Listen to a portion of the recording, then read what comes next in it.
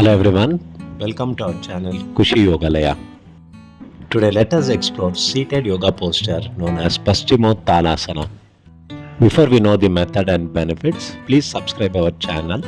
Also please like, share and comment. Now let's know the meaning of Paschimottanasana. Paschimottanasana is a combination of three words. Paschima means the back of our body is referred as Paschima. Uttanna means it is intense stretch which is happening to the back muscles in this posture, and asana is posture. As you can see in this posture, we bend forward and give an intense stretch to the back muscles. Now let us know the precise method to perform this posture. Sit in Dandasana by extending your legs, keeping your spine straight, shoulders rolled backwards.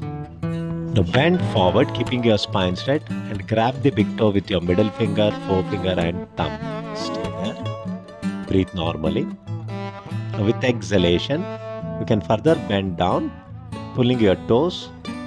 Now in this posture, your nose should be between knees and feel the stretch in the back muscles. Continue breathing deeper comfortably.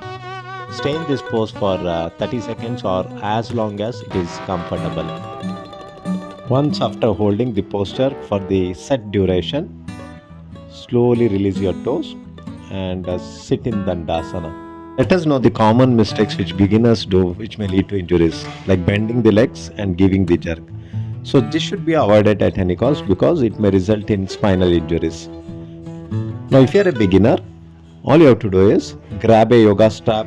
I will be giving the link in the description, or you can also use the towel. Now place the yoga strap in the center of your feet and hold the yoga strap, and then bend as much as possible and just feel the stretch and breathe deeper. That was about Paschimottanasana. If you have any doubts, please leave your comment and we shall be happy to answer. Let us know the benefits of Paschimottanasana. Stretches the back and shoulders, tones the abdominal organs and also helps improve digestion. Has calming effect and reduces stress.